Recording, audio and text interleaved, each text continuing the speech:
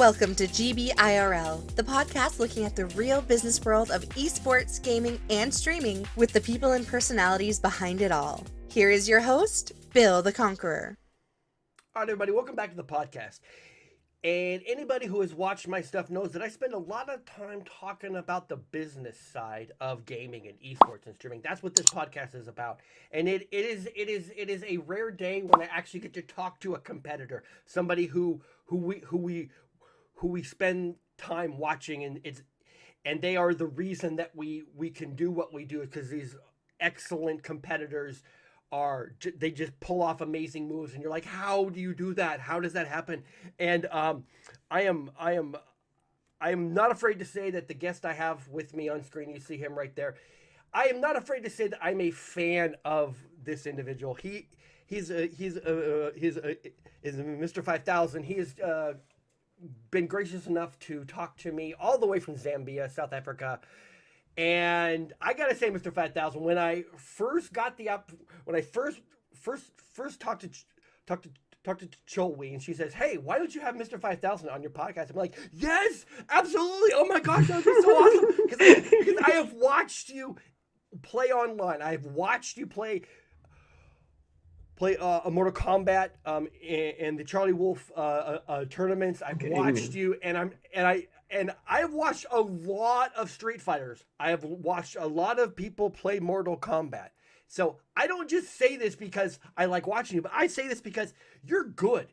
I've watched you come back from, you're down to like a sliver of a health bar, and you just like pull a move set out of thin air, and you're like winning. I'm like, I wish I could be that good. I wish I could pull that. But anyways, I am honored today, like I said, all the way from Zambia, South Africa, to have Mr5000 with me.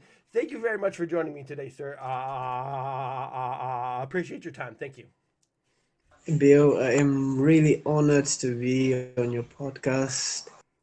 Thank you for having me. No problem. So I don't know if a lot of people here in my country know too much about you. So just go ahead and give me a little background on who you are, what you do when you're not playing Mortal Kombat or Street Fighter or another fighting game, and sort of your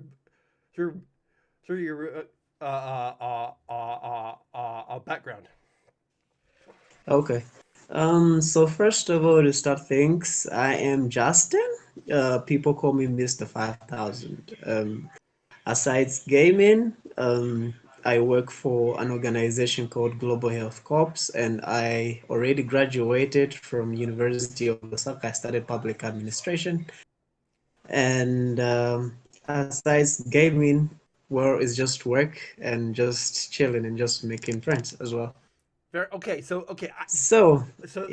that piece right there. So hold on, I just want to stop right there. That little piece right there. You have a college degree, right?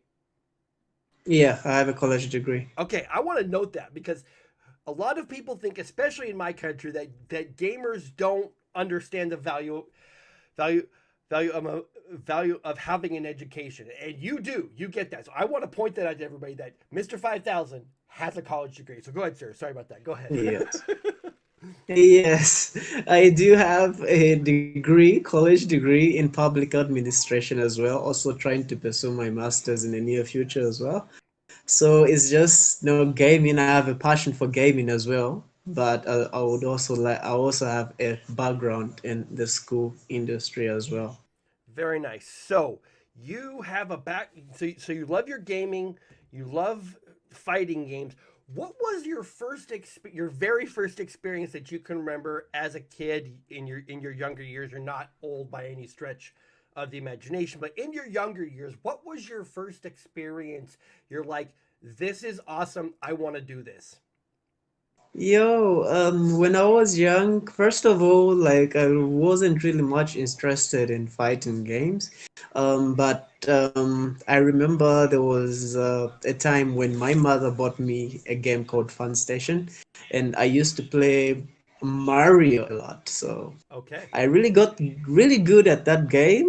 And I used to do tricks that no other kid would do. It's like, if I do it, people just like, "Oh, how did you do that?" So from that I started getting the experience like, oh, okay, I'm really good at this game. And then I got an exposure, started to play MK. Was that MK3 at Sega Mega Drive? So I started playing MK. I fell in love with that game.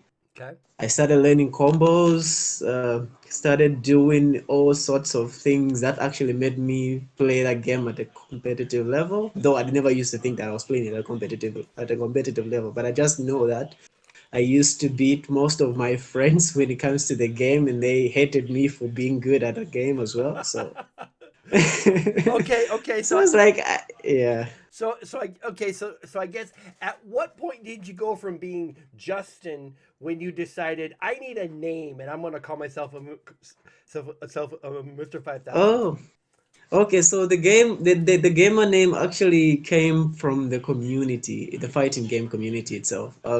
I remember there used to be a lot of tournaments that was held offline. So Mm-hmm. we had an office, like a combat office, that we used to go there to practice, where all the community met up with everybody and just play the game as well, and just practice and just play and have fun. So I used to win a lot of offline tournaments by then, and but by the time we used to meet every Sunday to go for the combat office practice, so it's like people just used to think that I used to press a lot of buttons at the same time. Whenever they look at my controller, they'll be like, "Dude, how are you pressing that fast?" So from there, the community just said that, you know what, you press 5,000 buttons and it's just not fair for all of us. So people just started calling, no, this is 5,000 buttons. So as much as I tried to deny it, I just embraced it. And then I just removed the buttons and just made it Mr. 5,000. That's an interesting origin story. The fact that you didn't call yourself your name, Exactly. I everybody didn't call else did. myself that. Everybody just thought you press 5,000 buttons, man. You press 5,000 buttons. It's not fair. You press 5,000. I'm like, dude, this is just how I play. So I actually just embraced it and just removed the buttons and just said, yeah, it's Mr. 5,000. See, and it's stories like that. It's that's a fantastic story because you already have built-in credibility with your community because they decided your name. You didn't decide your name. You didn't have to prove anything. Exactly. They decided for you. Yeah, this guy presses 5,000 buttons at once. His thumbs are actually that fast, right? Exactly. Yeah. Okay, so so you're playing along. You're doing well. People are amazed. At what point did you realize, hey, I can turn this into an actual professional a career? Oh, so for me, because I actually never thought there were any esports uh, related organization that were interested in type of esports as they were. We only thought that those type of sports were just from the other side, like where the top dogs where we look up to are from. So Mm-hmm. I never even realized that I would actually do this competitively. All I just knew is I had to do it for my community because I just learned how to play competitively and people respected me in the community, in the Zambian community. Like if Okay. somebody's talking about MK, they'll be like, Justin is number one, Justin is this, Justin is number one. If you want to play Mortal Kombat, you need advice, Justin, go to Justin. Okay. So from that point, I was just like, I'll always do it for the community. Even if I'm participating in a tournament, I'll just give it my all. The only time I realized that I can do this professionally was the time Cholwe actually approached me and uh, talked to us like, yo, you know that with this type of records that you have, you can do this professionally and represent your country for it. I was like, oh, for real, this can actually happen in Zambia. I was like, oh, yeah, yeah, okay, let's sit down. And then that's how I met Cholwe, and that's how she made me realize that I can actually do this professionally and be Mm-hmm. like the people I always looked up to, like Sonic Fox and the Right. rest of the guys that I looked up to. Yeah. So okay. So you're just playing to play. You're like, yes, I'm okay. People trust me because I have, I have I have a lot of accomplishments under my belt. And then somebody walks up to you and she says, "Hey, why don't you be in my org Exactly. and you can play professionally, represent your country. We can turn this into something really good on the level Yeah. of soccer or basketball or wrestling in Yeah. actual sport. So when she first contacted you, when she first reached out to you to kind of start the conversation, did you think she was like joking or something? Did you think like, nah, this can't be serious, right? Yeah, yeah, like for real. At first, I was like, dude, are you for real? I mean, are you serious? Are we going to travel, like get on an airplane and travel to United States or travel to Kenya or travel wherever the world it might be where there's a tournament and get to compete as the Zambian folks? Are you sure? Or is this just on paper? She was just saying, no, this is a reality Right. and it's going to happen. But at first I was like, no, these are jokes. These are jokes. But I was just like, okay, let's go for it. Let's try it. Okay, so you're like, okay, maybe she's serious, maybe she's trying to scam me. Yes. What was the point where you're like, oh, yeah, she is serious. This is actually a thing. Oh, yeah, I do remember that. So the point that made me realize that okay, this is serious is that after we just signed the contract and I was part of Team Gematrix. Just like a few weeks later, we got an invitation to go compete for the Pro Series gaming tournament that was held in Kenya. Okay. And Cholo was like, "We're going." And I was like, "Are you serious?" And she was like, "Yes, we're going." And that's the day we even flying out. I couldn't believe, but we actually did fly out. I was like, "Oh, okay, this is happening. This is really happening." That's funny. That's awesome. Yeah. Okay, so you, that very first day, you get on the plane, you fly to Kenya, and you get off the plane, and then what happens? So we got off the plane, we in Kenya, live in Kenya. Right. I was super excited, Okay. and I just couldn't wait to actually play and actually show off my skill to the other gaming gamers in Kenya of what I could do. I went with such a confidence in a way that no one would actually beat me, and for real, no one actually took a set off me in Kenya Wow. Okay, because of so that mentality I went with. Yeah. and that's awesome because I was going to ask the next question. How does I go? Okay, so you're with an org, you fly to a tournament, and you're competing. Were you nervous? And obviously, you're like, no, I'm just gonna walk in. I'm gonna destroy everybody. I'm gonna win. I'm gonna go. It's about time. It's Yes. like somebody hand me my trophy. I'm done now, right? Like for the Kenyan tournament, I'm telling you, I assure you, I actually went with that mentality where I had no competition that side. That's just the mentality I went with, and I Right. wasn't nervous at all. You can even check out the video the time I was playing the grand final. I was actually just laughing. Wow. I already knew that we actually won that before we actually even won it. So See, that's the type of confidence I had at the time. and it's important to point that out because there are people who are so good at what they do, like yourself. You could walk up to the stage. You can look at the person that you're going to play. You go, this is not even going to be close. And then there are times that you walk on the stage, go, oh, okay, this might be an actual competition, right? Yeah, yeah, yeah. I do remember. Um, yeah, so the time that happened really Right. was part of it was in South Africa. The time I traveled for SCGL season one in South Africa. So that was the time I was playing my nemesis, which is Brandon, because Brandon and I usually like take games off each other. Okay. He's like one of the best players in Africa as well. So the time I was actually playing him, I had a little bit of nerves, but I capitalized of his nerves because he also had nerves. So Okay. I Okay. capitalized and I just played my game better and actually ended up winning. Very nice. So So yes. I have had those type of encounters. The next one I had was with Dragon in Ireland. That was like the biggest. Like I couldn't even just play Wow. my game. Yeah. Okay, so you go to Kenya, first tournament, you win, no problem. So when they give you the trophy and they give you give you the prize money for it, and you're like standing there, and you're like you got your trophy and your cash, and you're like, this is actually real. So you're holding the money, Yeah. so you're standing there holding your prize money. What's going through your head right then?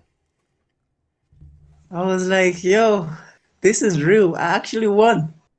What was just going through my head was by the time I had like a really bad phone, so I was doing I was doing it like, yo, the first thing I'm doing when I'm back in my country is I'm gonna get myself a new phone and I'm gonna buy myself a console because I never had a console. By then I just used to play off the community's at the community's gaming platforms.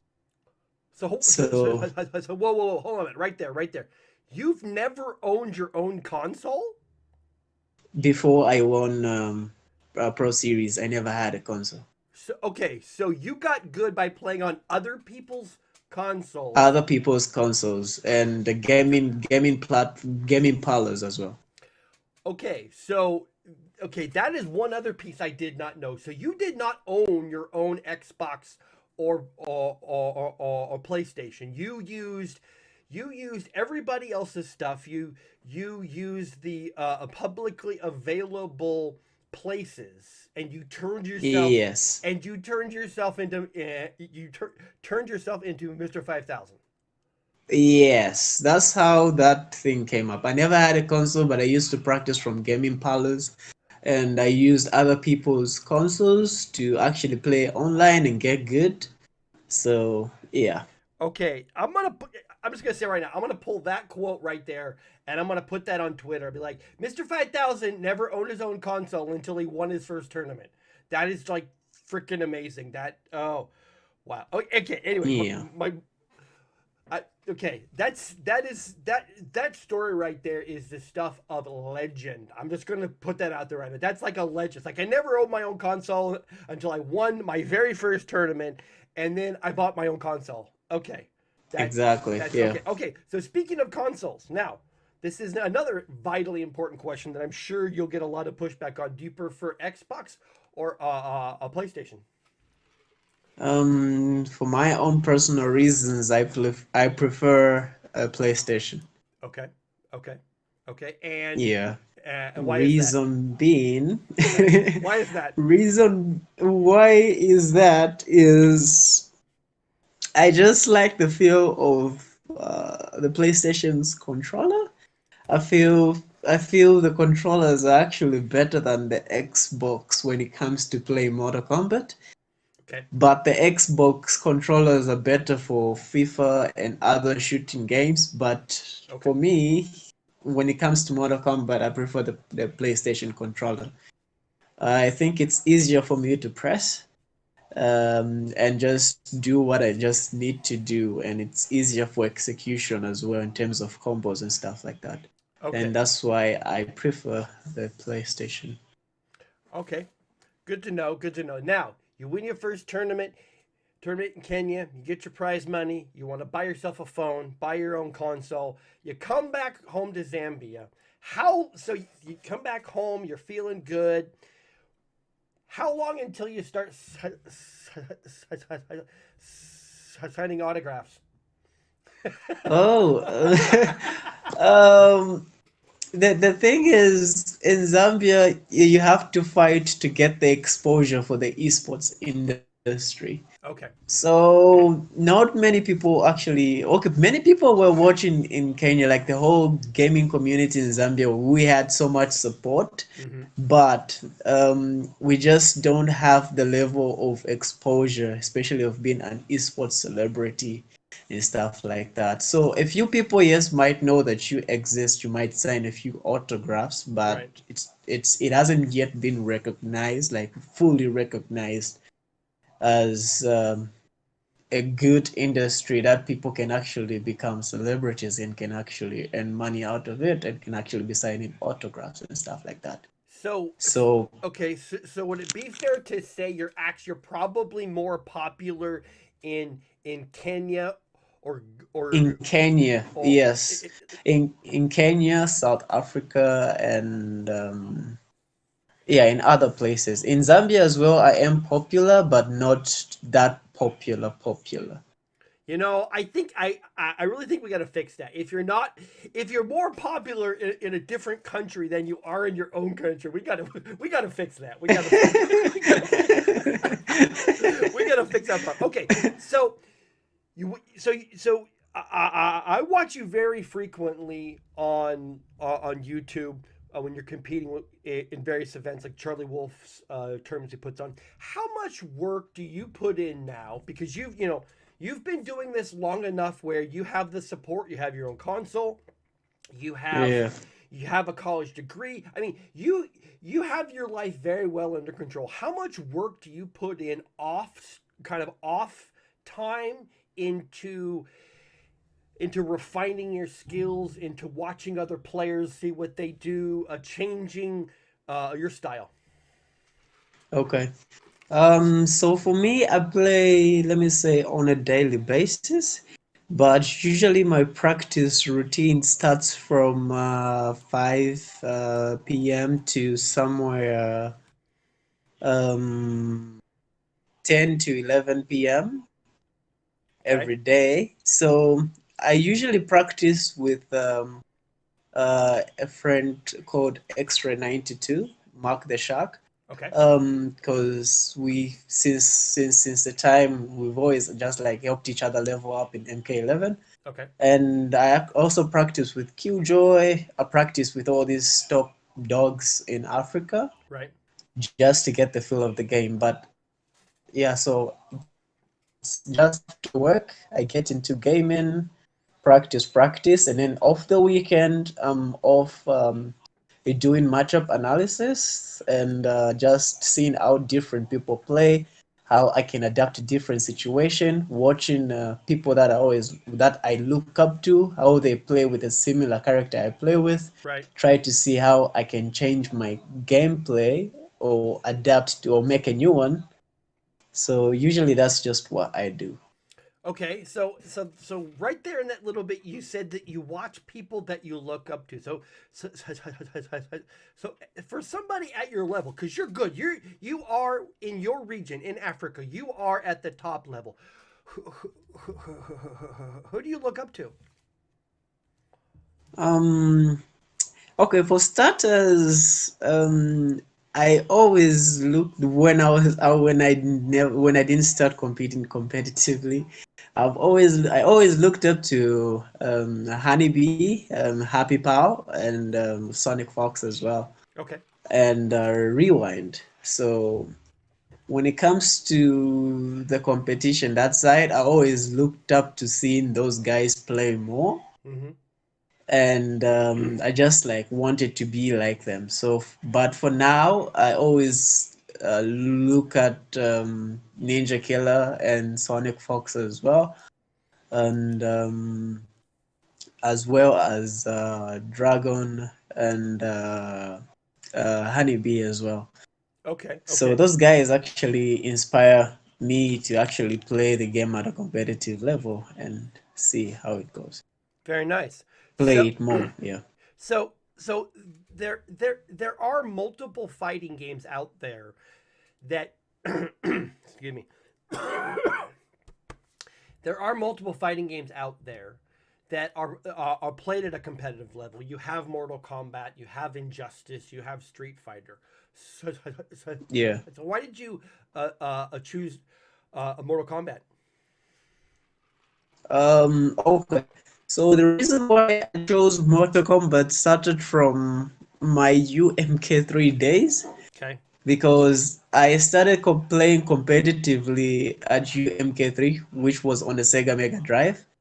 I was really good at that game, and from there, the love of MK just grew within me.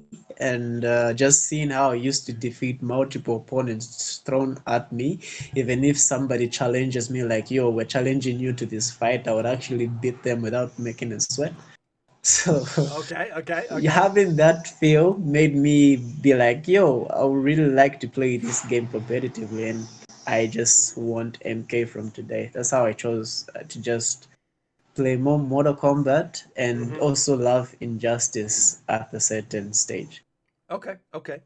So, um, so where I've been watching you is online, obviously, because I can't travel to Zambia or Kenya to watch you live.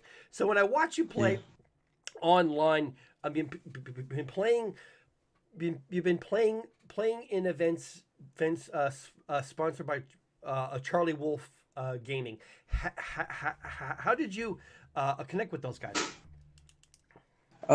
So I connected with those guys because we started the FGC community a long time ago.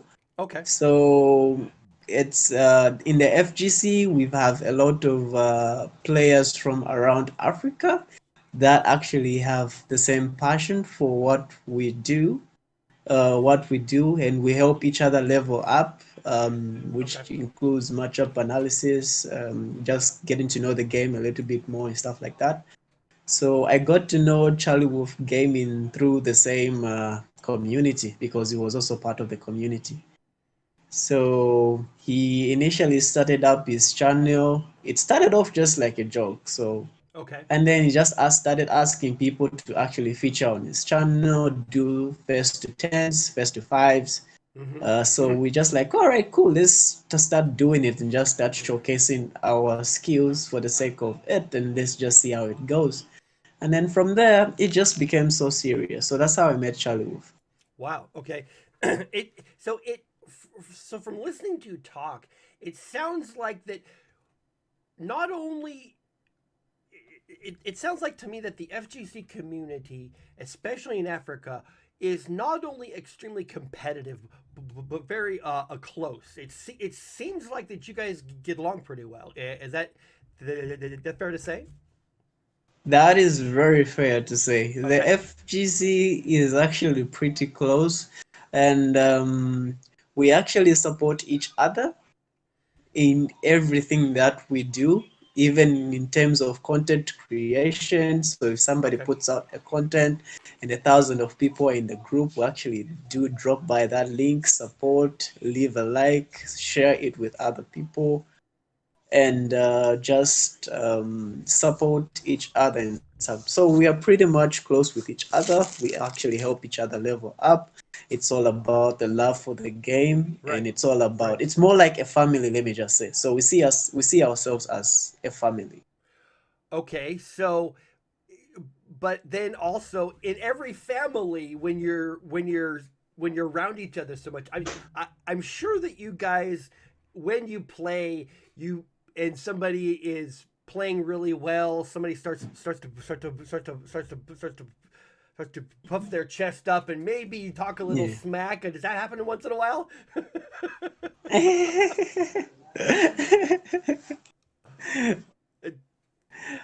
So you're talking about trash talk, I'm definitely the talking about trash FGC. because here's the thing. I have watched enough Street Fighter players to know that part of the community, part of the game is talking smack to your opponents, talking trash because Oh that's what you yeah. do, right? Oh yeah, I see that. Um, okay, for every game, it is actually very competitive, Right. and there are just times where people might talk a little bit trash talk, but we don't take it personal. But Okay. I don't think a lot of actually do actually talk trash talks in our community. Oh. But there Okay. are some that actually talk trash, but a few only respond to that. Okay. And we've had a little bit of short series from time to time where people talk trash talking each other, Right. settle their beef on stream on Charlie Wolf Gaming, Okay. and we get to watch that. Once the beef is squashed, everybody goes back to being peaceful. Okay. So that's just the way we roll. Nice, nice. So, so when it comes to events, I would like to see you in more events. I would like to eventually, when the world decides to open back up, I'd like to get you over to our country to have you compete, compete at Evo, because Evo is like the very top end when it comes to fighting Yeah. games in North America. I'd like to get you over here. But I do Okay. know recently in the news, you were trying to travel to the Ukraine, I believe, and you had some Yes. Yes. and you had some issues with your visa. So so sort of talk about that a little bit. Okay. So I was sorry about that. No I problem. was supposed to go to Ukraine. I got invited for the We Play tournament that was supposed to be held on the 25th of last month. Right. So I couldn't travel because my visa came in late because the Ukrainian embassy actually said they needed more than 10 days to actually process my visa. So by the time we submitted the visa, we didn't have enough time because I was supposed to fly out earlier. Okay. So my visa wasn't approved on time, but it was approved last week after the event. So Okay. Good. that's what really just happened, yeah. Okay, so then does that mean going forward, if there are more events in Europe, whether Western Europe, Eastern Europe, the Ukraine, maybe even in India somewhere, will you be going to those? I will be going to those. The only thing I would just like to say is at least give people coming from the south, maybe Africa, just a little bit more time to prepare for visas Okay. because it becomes a little bit tricky. Maybe just like if an event is like a month away, at least give them the news like a month before so that they get their Right. documents ready. By the time the event is there, they'll be ready to go and fly out. Got it. Okay, so speaking of events, what would it take? Because I want this to happen. What would it take to get you from Zambia all the way over here to Las Vegas, Nevada to compete? What it would just take is just an invitation. I'm only an invitation, and Okay. I'm only an invitation away. And yeah, maybe just a plane ticket. Okay. Because Yeah, I think that the North American FGC would love you. You're very good at what you do. You're personable. You enjoy the community. You enjoy the game in general. That's what's most important. You enjoy the yeah, game in general. And yeah, I think that the North American FGC would love you. I'd love to see you on Twitch once in a while or Facebook Gaming, whatever. Because I think yeah, I've watched you enough on Charlie Wolf to know this guy is good. We need to get him out there to the world so people can go, oh yeah, yeah, that's the guy from Zambia, Mr5000. Got to get you yeah. out in front of more people. So you're obviously a young man. You finished your college degree. You're going for your master's. You Yes, have a job. You have a career. yes. Things seem to be on the right track. Have you put any thought into your long-term goals? And those goals can be in gaming, or even I'm outside of gaming. Okay, so yeah, I have put actually my thoughts, and because I want to become an esports mentor. Okay. Yeah, and maybe if we grow, I would really like to do gaming and make money out of it, like maybe something that is sustainable for my upkeeps Right. and just practice, make money out of gaming, and which makes something that is able to give me income maybe every once in a month or Okay. every month, so that I can actually be able to sustain my bills and stuff like that. So that is something I've thought about. Aside from that, I would like to become an esports mentor, maybe after I retire or something like that. just to get to teach kids about what esports is, how someone can become a professional gamer, the journey, what journey it takes for you to become a professional esports gamer, um, just how to play the game competitively, and just teach other people who've got the same passion as me to become to love the game more and just enjoy what they do. And if they want to make money out of it as well, like I am, and get the same opportunities as I get as well, to Hmm. teach them that as well. And yeah, I think that would make a world a better place if you actually help somebody who has a passion, as you Right. do, to actually be like you. So that's something I look up. I really have in the back of my mind. Good. So this is sort of hit me. So do you think there are do you think you've had opportunities in your life that presented themselves because you're in gaming that wouldn't have been there if instead of playing, Mortal Kombat for a living, so so if you weren't playing MK for a living, if you were doing something else, like if you were an accountant or you were doing. Yes, yes.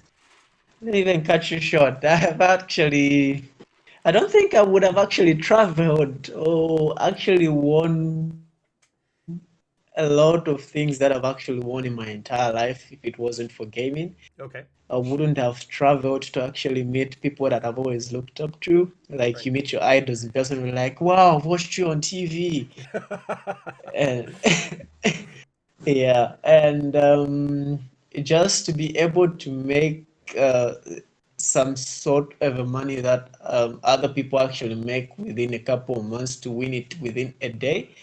Right. Um, yeah, so I wouldn't have had the exposure to all of that and just the glory, and just if it wasn't for esports and MK.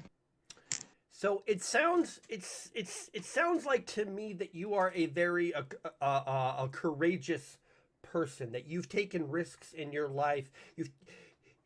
It, you've taken risks in your life and you have bet on yourself, because one of the things about the FGC is it's very raw. It's just you and one other person. That's it. You're not playing a team sport. This isn't Call of Duty where there's five people on a team.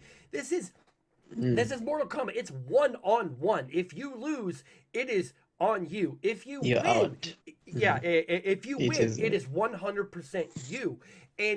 And that's why I love the FGC. It's very raw in that you can't blame anybody but yourself. Now, everybody has a Exactly. and I see this happen online a couple times where maybe the connection isn't the greatest and you lag out or something's delayed, whatever.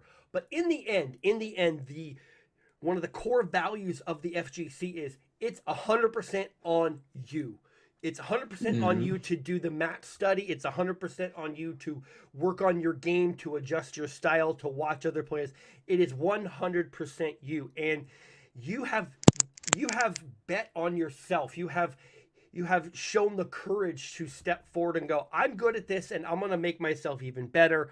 I'm going to put myself in front of people. And you've been very successful. If you had words for other people who are on their way up, who have maybe experienced some failures in their life, and they look at you and go, look at that. That's Mr. 5000. He's all of this mm. stuff that I wish I could be. If you had words for them to encourage, maybe help them get on the right path, what would you say?